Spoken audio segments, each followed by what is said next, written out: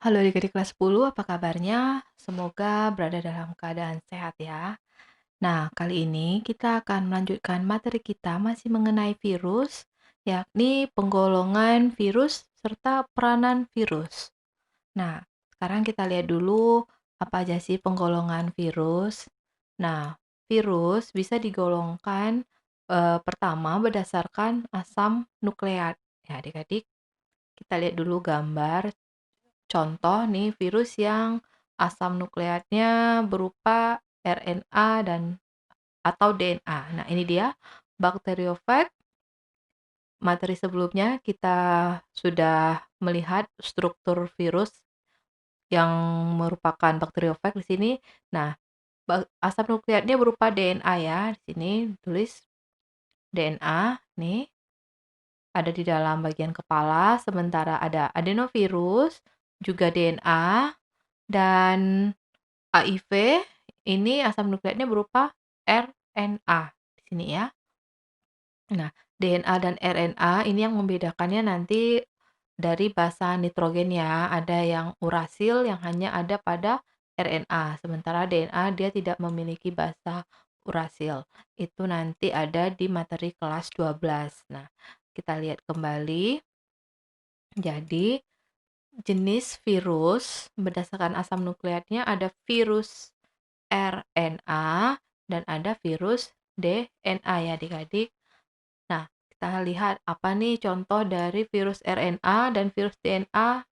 Ternyata virus yang menyebabkan kita terkena penyakit influenza, kemudian ada HIV, SARS, MERS, termasuk COVID ya, corona yang sekarang sedang melanda dunia, ini adalah memiliki asam nukleat berupa RNA.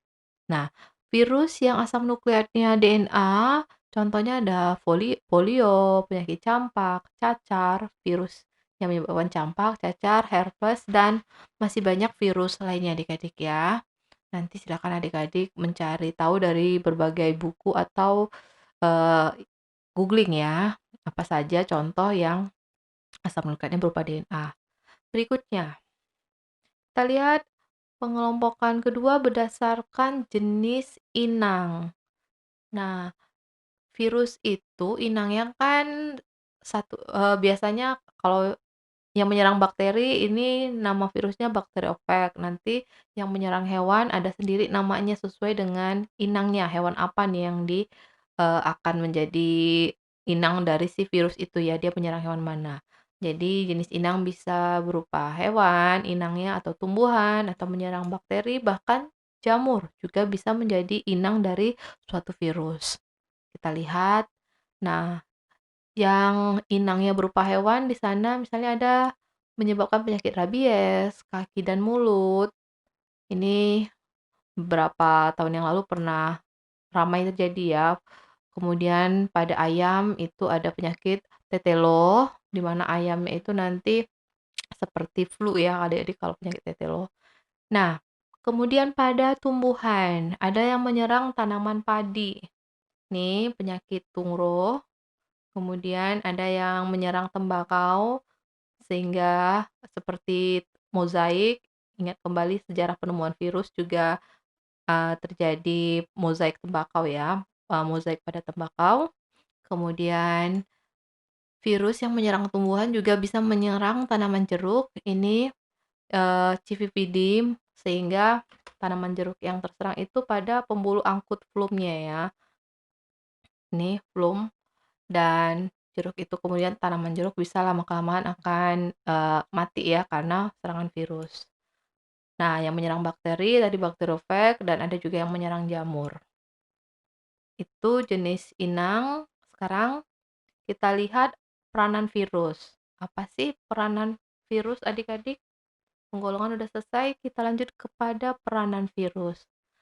Nah, kalau kita lihat tadi virus DNA, kemudian virus RNA atau virus yang berdasarkan jenis inangnya, berarti hampir sebagian besar virus itu sifatnya merugikan ya adik-adik, hampir sebagian besar, karena dia menyebabkan penyakit tidak hanya pada manusia, pada hewan, pada tumbuhan, eee, itu bersifat merugikan, menimbulkan penyakit, bahkan bisa kematian ya, tidak hanya pada hewan ternak, tumbuhan, bahkan manusia itu sendiri. Ternyata virus juga bisa menguntungkan ya adik-adik, tidak semuanya merugikan. Nah, apa nih peranan virus yang menguntungkan? Kalau kita lihat, nah virus itu bisa menjadi vaksin. Apa itu vaksin? Jadi virus yang sudah dilemahkan nanti dimasukkan kembali ke manusia, tubuh manusia untuk kemudian nanti membentuk antibodi ya. Jadi kalau nanti ada penyakit atau wabah tertentu, tubuh sudah bisa membentuk antibodinya sendiri.